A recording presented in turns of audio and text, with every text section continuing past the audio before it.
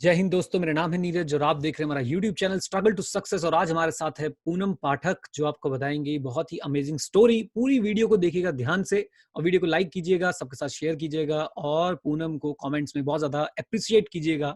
और आपने क्या सीखा इस वीडियो से मुझे एक बात जरूर बताइएगा कॉमेंट बॉक्स में।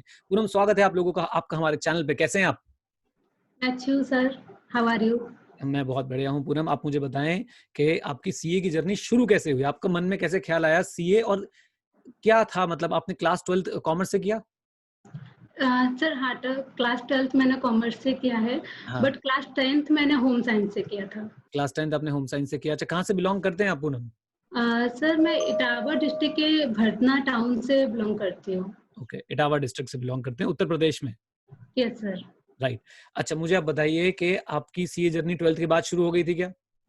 नहीं सर, मेरी जर्नी स्टार्ट हुई है एमकॉम का फर्स्ट ईयर कंप्लीट करने के बाद में। तो इतना बड़ा गैप क्यों आ गया? मतलब आपने पूरी बीकॉम कंप्लीट कर ली, एमकॉम का भी 1 साल कंप्लीट कर लिया, यानी लगभग मान रहा हूँ कि 12वीं क्लास के बाद आपने 4 साल का गैप लिया, उसके बाद आपने जो है वो सीए शुरू किया। यस ऐसा क्यों? सर। सर एक्चुअली वहाँ जहाँ से मैं बिलॉन्ग करती हूँ भटना से, तो हुँ, वहाँ पर इतना रिसोर्सेज नहीं थे और उस टाइम पर इंटरनेट नहीं था, तो ज़्यादा नॉलेज भी नहीं थी। सिर्फ सुना था कि सीए एक कोर्स होता है। हुँ, जब भी मैं 12th क्लास में थी तो मेरे जो टीचर थे उन्होंने बोला था कि एक सीए कोर्स होता है and that is very reputed course, okay. जहाँ पे आपको बहुत ज़्यादा रिस्पेक्ट मिलती है। तो मेरा उस टाइम से मन हुआ जॉइन करने का सीए।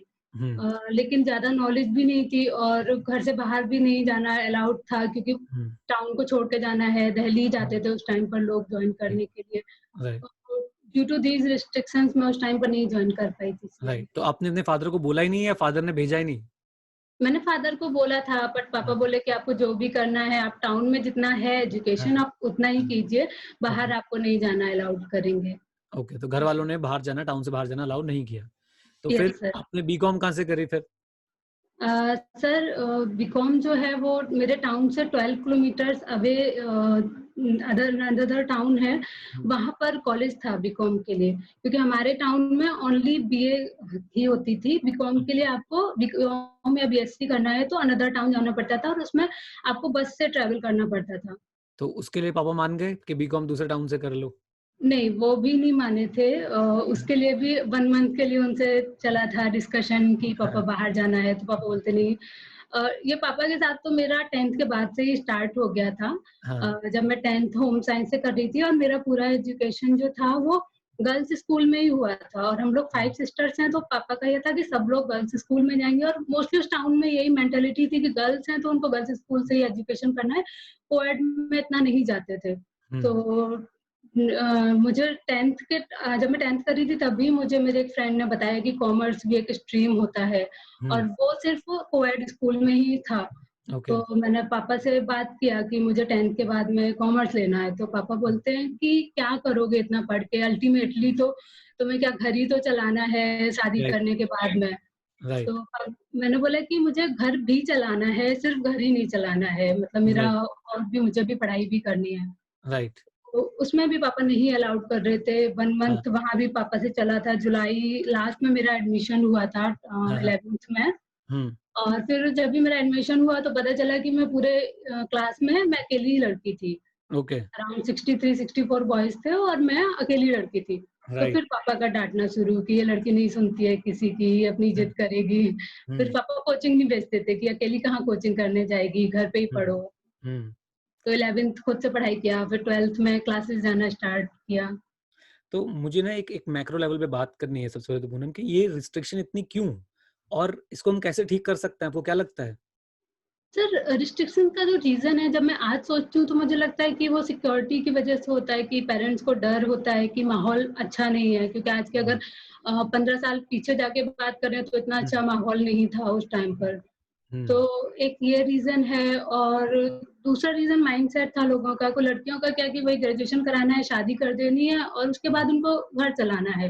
तो हुँ, वो माइंडसेट वहाँ टाउन में नहीं था लोगों का कि उनको पढ़ना भी है लड़कियों को हुँ। भी। तो इसमें आप क्या बदलाव ला सकते हो? मतलब आप कैसे बदलाव लाने की सोच रहे हो इसके अंदर? वैसे बताओ, बदलाव आना चाहिए कि नहीं आना चाहिए?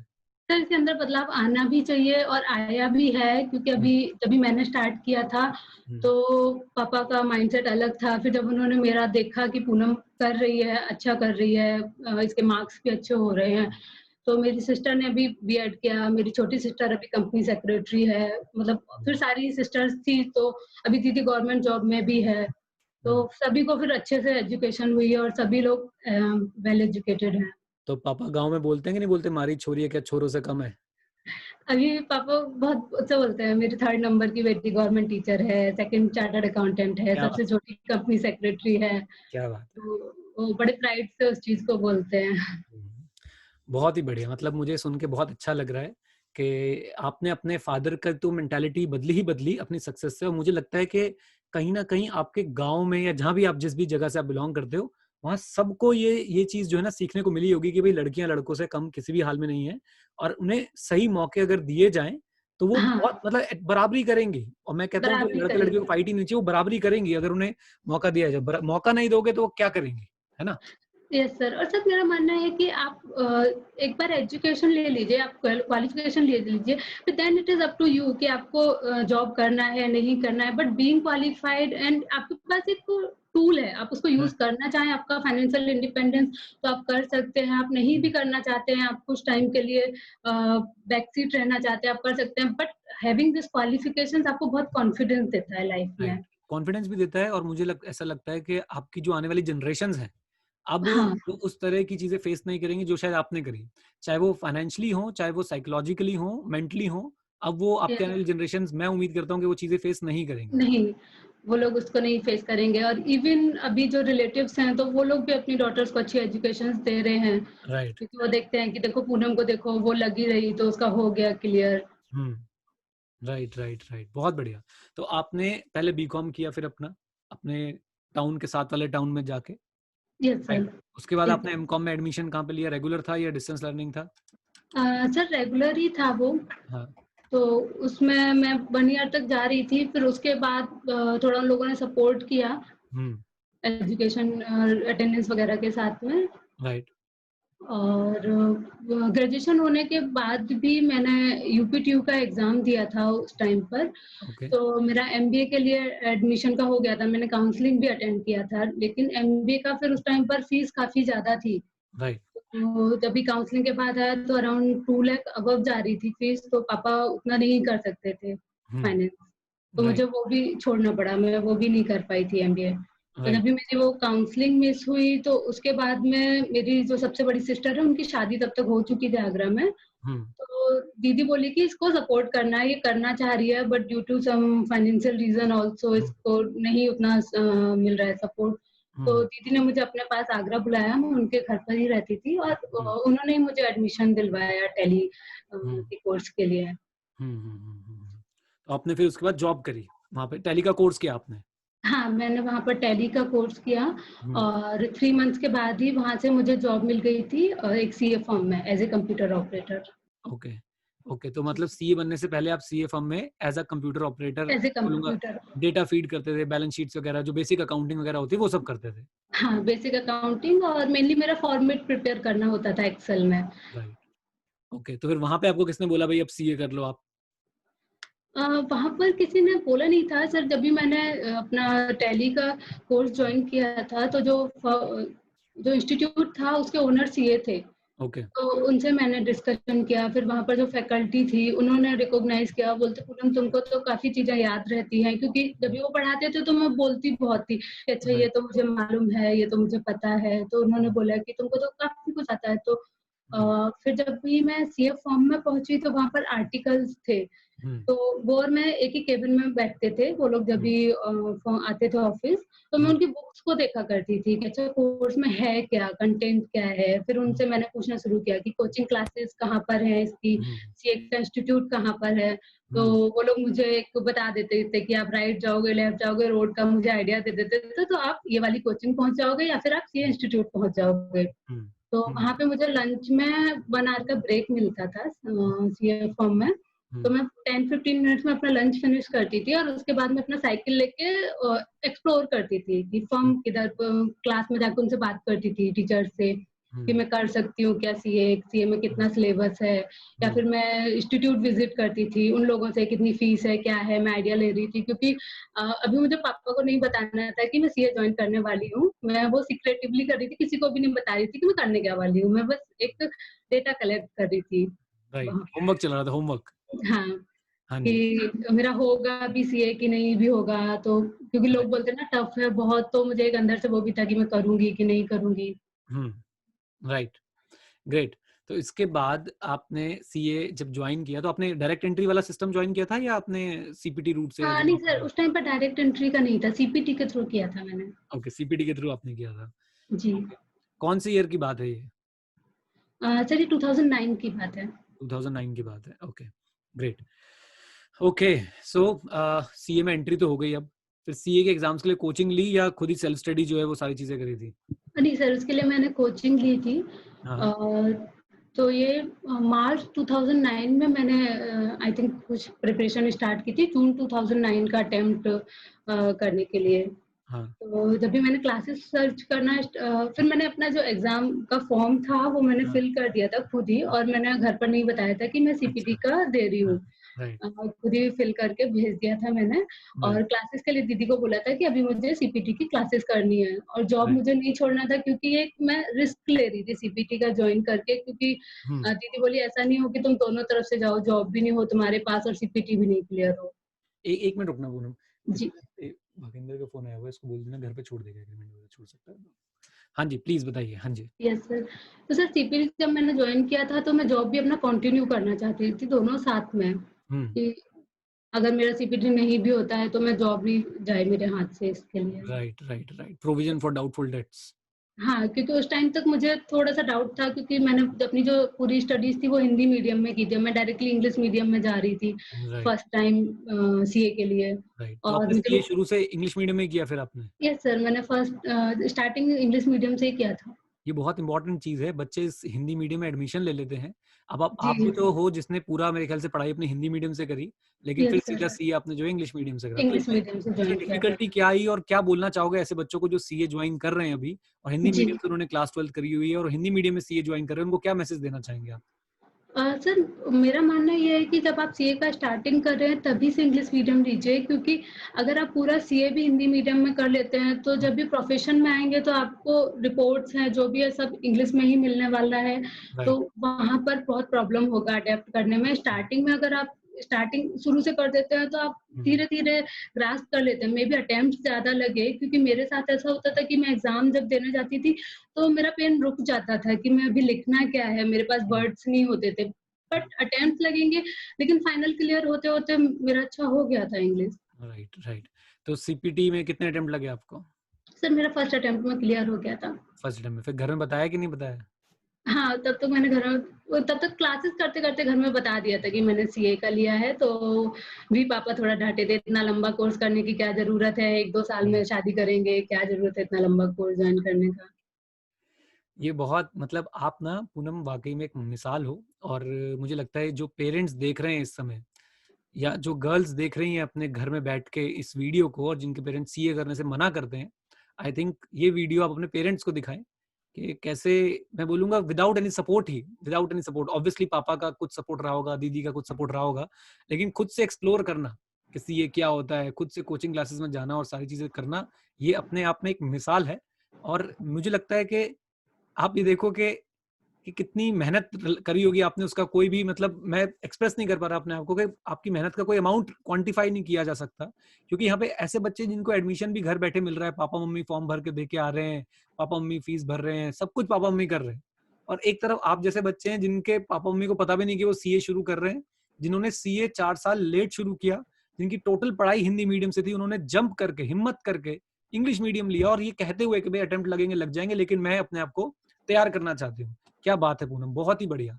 और ये प्लीज सारी गर्ल्स अपने घर में दिखाएं इस वीडियो को, और सारे वो लोग जो कहते हैं कि मेरे पास रिसोर्सेज की कमी है, मेरे घर में कोई चार्टर्ड अकाउंटेंट नहीं है, या जिस भी तरह का आप बहाना लगाते हैं पढ़ाई ना करने के लिए, एक्चुअली पढ़ाई ना करने के लिए, प्लीज पूनम से सीखिए। ग्रेट। हाँ जी पूनम, तो उसके बाद आपका आईपीसीसी तब मेरे ख्याल से पीसीसी होता था या आईपीसीसी सर होता था। पीपीटी का भी था। जब मैं फिर क्लासेस सर्च करने गई तो उस टाइम हाँ, पे क्लासेस जो थी वो आफ्टरनून होती थी, क्योंकि ओके, मॉर्निंग में पीसीसी की क्लासेस और फाइनल की होती थी और राइट, मोस्टली टीचर्स आफ्टरनून में ही रखते थे।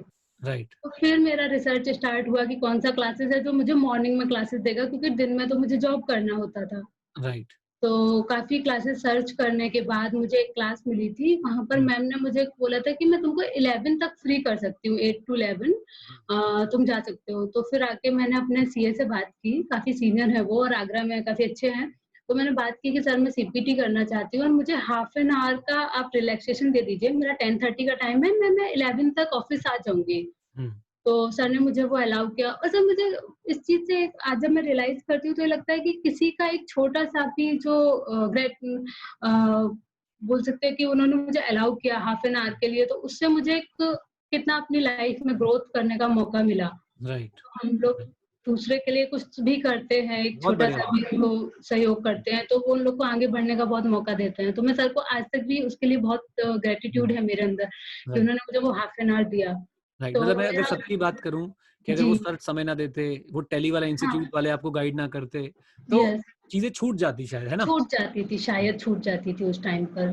राइट, तो बहुत बढ़िया, उसके बहुत बढ़िया। उसके बाद जो मेरे क्लास की टीचर थी, उन्होंने भी मुझे काफ़ी सपोर्ट किया। वो बोलते थे हुँ, कि हम जो मतलब जो एक्स्ट्रा है या फिर जो रिवीज़न है, जो भी नया है, हम 11 बजे तक पढ़ाएँगे। फिर जो बच्चों को डाउट्स हैं, क्वेरीज़ हैं, जहाँ पे पूनम तुम्हारी ज़रूरत नहीं है, हम हुँ, बाद में कर लेंगे वो चीज़ें। तुम हुँ, 11 बजे तक निकल जाना। राइट, और कभी-कभी ऐसा भी होता था कि मैं लेट हुई, कुछ हुई, तो हुँ, टीचर्स वहाँ पे वेट करते थे कि पूनम ऐसा नहीं है कि आएगी नहीं, वो आएगी ज़रूर, कुछ तो भी उसको हुआ होगा और हुँ, वेट करते थे उस टॉपिक के लिए भी मेरा, क्योंकि हुँ, उनको भी एक था कि ये करना चाहती है, ये पढ़ना चाहती है राइट, पूनम। राइट। यहाँ पे पूनम एक चीज़ बहुत इम्पोर्टेंट है, पता है? कि जी, एक तो होता है कि भई लोग आपको सपोर्ट कर रहे हैं और एक एक होता है कि आप खुद भी करना चाहते हो। जी। And I think this is the most important thing, आप खुद भी करना चाहते हो। क्योंकि हाँ, सर। कई बच्चे सीए में सिर्फ़ एडमिशन लेके बैठ जाते हैं, वो करना नहीं चाहते हैं। मैं ऑनेस्टली यस, बोल सर। रहा हूँ, कई लोग सिर्फ़ सीए करने की एक्टिंग कर रहे हैं। मतलब ये शायद किसी बच्चे को बात बुरी लग जाए, लेकिन बहुत सारे बच्चे ऐसे हैं, जो सिर्फ़ सीए करने की एक्टिंग कर रहे हैं, सीए कर नहीं रहे। अंदर से वो जज़्बा उनके अंदर है नहीं। सीए क्या, वो किसी भी कोर्स में कामयाब नहीं हो पाएँगे क्योंकि उसके अंदर वो मोटिवेशन ही नहीं है, व्हाट वो पुश ही नहीं है। ग्रेट। अच्छा जी, जी। तो सीपीटी की स्टोरी खत्म करके आगे चलें? Yes, sir. हाँ जी, आईपीसीसी या पीसीसी? Sir IPCC. आईपीसीसी बताइए जी, बताइए आईपीसीसी के बारे में बताइए। तो सर आईपीसीसी का भी क्लास मैंने जॉइन कर लिया था सीए के साथ में और उसका अर्ली मॉर्निंग्स के ही बैचेज़ होते थे, 6 टू स्टार्ट हो जाते थे। राइट। तो 1 मंथ तक तो मैंने क्लासेस आईपीसीसी का किया विद जॉब, लेकिन फिर वो हुँ, पॉसिबल नहीं हो रहा था क्योंकि क्लासेस 6:30 स्टार्ट होता था मॉर्निंग और उसके बाद इवनिंग 7 बजे तक क्लास करना, फिर उसके बाद होमवर्क भी था और सिलेबस भी बढ़ चुका था क्योंकि सीपीटी में सिलेबस कम था, राइट। आईपीसीसी में सिलेबस भी काफ़ी था और होमवर्क भी काफ़ी होता था। तो वो हुँ, मैनेज नहीं हो रहा था, तो मैंने अपना जॉब छोड़ दिया था और तब तक मुझे इतना कॉन्फिडेंस भी आ गया था कि नहीं अभी तो सीए ही करना है मुझे, अभी हुँ, कुछ और का नहीं सोचना है। राइट, ग्रेट, तो ठीक वहाँ है। से जॉब छोड़ने के बाद फिर मैंने अपना आईपीसी का प्रिपरेशन स्टार्ट किया हुँ, और फिर सीपीटी क्लियर होने के बाद पापा को भी काफ़ी अच्छा लगा कि उसने फर्स्ट स्टेज अपना सीए का क्लियर किया है। तो हुँ, पापा ने भी मुझे फिर हॉस्टल में एडमिशन दे दिया था। तो हुँ, मैं क्या हॉस्टल बात में है। रहने लगी थी हुँ, दीदी के घर से और अपना क्लासेस कर रही थी। तो आईपीसीसी मेरा ग्रुप 1 सेकंड अटेम्प्ट में क्लियर हो गया था हुँ। और ग्रुप 2 मेरा फर्स्ट अटेम्प्ट में क्लियर हो गया था। क्या बात है! बहुत बढ़िया। और पापा का हृदय परिवर्तन हो गया सीपीटी के बाद। हाँ, हाँ, सीपीटी में और मेरे मार्क्स भी अच्छे थे। मैंने मैथ्स तो ज़्यादा नहीं प्रिपेयर की थी क्योंकि मैथ मुझे बिल्कुल भी नहीं आती थी। तो मैंने 3 हुँ, सब्जेक्ट पर ही और उस टाइम पर ये अच्छा था कि आपको हुँ। सब्जेक्ट वाइज़ नहीं क्लियर होना। Right, right, right, right. तो ओवरऑल मेरा आपका ओवरऑल आपको 100 राइट, लाने थे। राइट, क्या तो बात अराउंड 123 कुछ मार्क्स भी आ गए है। थे। फिर आते हैं आपकी फाइनल की स्टोरी पे, हैं? Yes sir. तो फाइनल आप पहले बताओ आपने क्वालीफाई कब किया अभी? सीए सर, हाँ जी, हाँ जी। ये फाइनल मैंने 2017 में क्लियर किया, जुलाई 2017 में, 2017। 2009 में आपने शुरू किया था? 8 साल की 8 जर्नी हो साल गई। 8 साल की जर्नी हो गई। तो इतना समय कैसे लगा आपको मुझे बताओ, मतलब फाइनल में कितने अटेम्प्ट लगे आपको?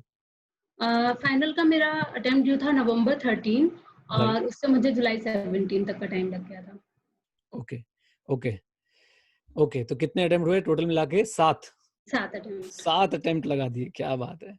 क्या क्या कहना चाहोगे इसमें फाइनल में 7 अटेम्प्ट क्यों लगे? फाइनल में एक तो इंग्लिश का भी प्रॉब्लम था, क्योंकि हम्म। आईपीसीसी तक भी निकल जाता है, पर फाइनल में आपको एक्सपर्टाइज होनी चाहिए हर आपके सब्जेक्ट्स पर भी, आपकी राइट। लैंग्वेज पर भी। राइट। और मेरा मैथ्स नहीं आता था, मुझे स्टार्टिंग से ही मैंने मैथ नहीं पढ़ा था। हाँ। मैं उसमें और क्योंकि 10th में भी साइंस में मुझे ग्रेस मार्क्स मिले थे। मेरा ओके। 53% मार्क्स से टोटल था, 53% और साइंस में ग्रेस मार्क्स थे। ओके। तो ओके। तो एक एक मैथ मेरा एक काफ़ी एक एक एक मिनट रुकिए, मेरे ना घर से मैसेज आ रहा है, एक्चुअली जी, मेरी जी। डॉटर को चोट लग गई है। 1 मिनट आप होल्ड करिएगा, ठीक है? Yes, yes. हाँ जी, बताइए, बताइए पूनम जी, सॉरी मैं थोड़ा-सा घर से नहीं, मैसेज आ सर रहा था। कैसे ज़्यादा चोट तो नहीं लगी है? नहीं, बेड से गिर गए, छोटी बेटी है ना वो भी। 6-7 इयर्स के नहीं, आस-पास के। वो मिष्टी है, उससे भी छोटी एक मेरी डॉटर है, तो अच्छा, मेरी भी 2 छोटी। बेटियाँ हैं। हाँ, और आई फील ब्लेस्ड कि 2 डॉटर्स हैं मेरी। तो अभी वो छोटी यस सर। कुछ ज़्यादा ही छोटी, वो पता भी नहीं चलता कहाँ से चली जाती है, तुरंत वो। हाँ, मेरी भी 2 इयर्स की डॉटर है। क्या बात है, क्या बात है, ग्रेट। हाँ जी, बताएँ, तो फाइनल में 7 अटेम्प्ट लगने के पीछे के कारण जो हैं वो क्या थे? सर फाइनल में इंग्लिश का भी प्रॉब्लम था, लैंग्वेज का प्रॉब्लम था मुझे और हुँ, मैथ का भी प्रॉब्लम था। हुँ, क्योंकि एसएफएम और कॉस्टिंग ये दोनों सब्जेक्ट्स मुझे काफ़ी परेशान कर रहे थे, क्योंकि न्यूमेरिकल्स मुझे समझ नहीं आते थे और मेरे सॉल्व करने का एटीट्यूड भी नहीं था कि मैं बैठ के न्यूमेरिकल सॉल्व करूँ, क्योंकि कभी भी नहीं पढ़ा था। मैं थ्योरी में अच्छी थी, मैं उसको रीड कर हुँ, सकती थी, लर्न कर सकती थी, हुँ, बट प्रैक्टिकल सॉल्विंग का स्किल नहीं था मेरे अंदर।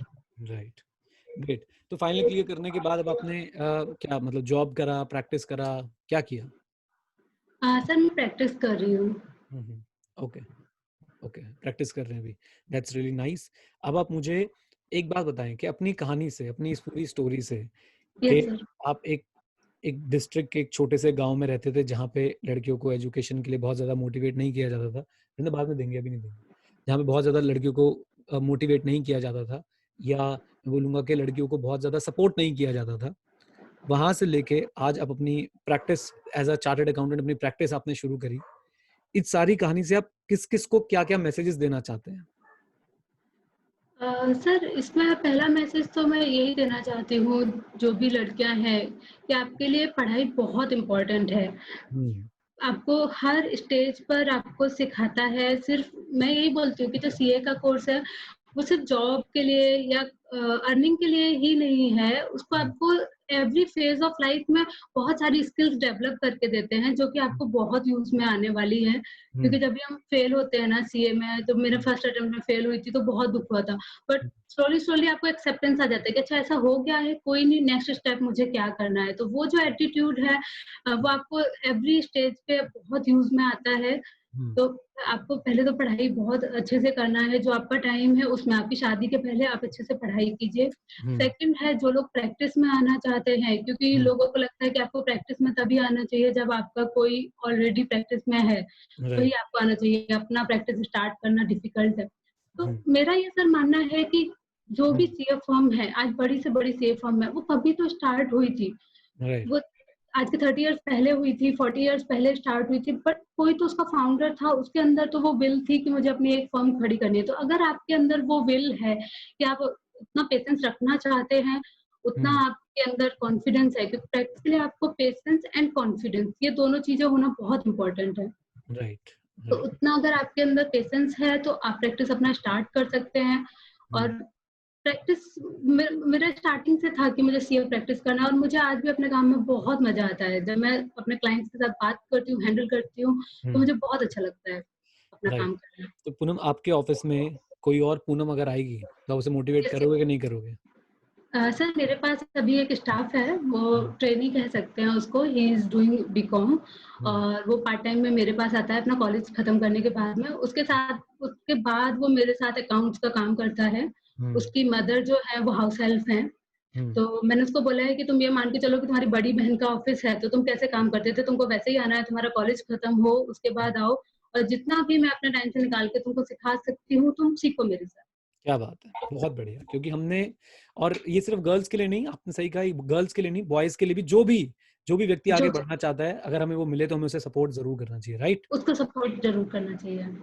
यस क्या सर। बात है पूनम! ये बहुत ही शांत इंटरव्यू था, बहुत ही शांत कहानी थी, लेकिन इसके अंदर तूफ़ान वाले मैसेज जो हैं वो छुपे हुए हैं, कि हम लोग बिना किसी सोर्स के, बिना किसी मैं बोलूँगा कि बैकिंग के भी हम लोग अपना करियर बना सकते हैं और सीए एक ऐसा कोर्स है, मैं बोलूँगा कि ठीक है, हमारे पास मुझे लगता है कुछ कमियाँ हैं सीए कोर्स में या कुछ दिक्कतें हैं एडमिनिस्ट्रेटिव चीज़ों में, लेकिन फिर भी सीए एक ऐसा कोर्स है जो एक लोअर मिडल क्लास व्यक्ति को उठा के जो है ना, जिसे बोलते हैं कि फर्श से अर्श पर जो है वो उठने की कर ला आज भी सकता है। ला सकता है, बिल्कुल। और मतलब आप आपके एग्ज़ाम्पल एक पूरी फैमिली में एक चेंज ला सकता है। एक भी अगर आपकी एजुकेटेड होता है तो वो पूरी फैमिली को चेंज फिर कर सकता है। राइट, क्या बात है, क्या बात है Poonam.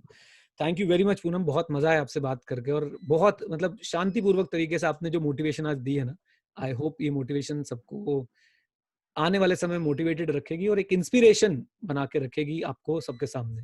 Thank you very much Poonam and बस थैंक यू सर। यही कहना चाहूँगा सीखते रहें क्योंकि सीखना बंद तो जीतना बंद। क्या बात है। ग्रेट।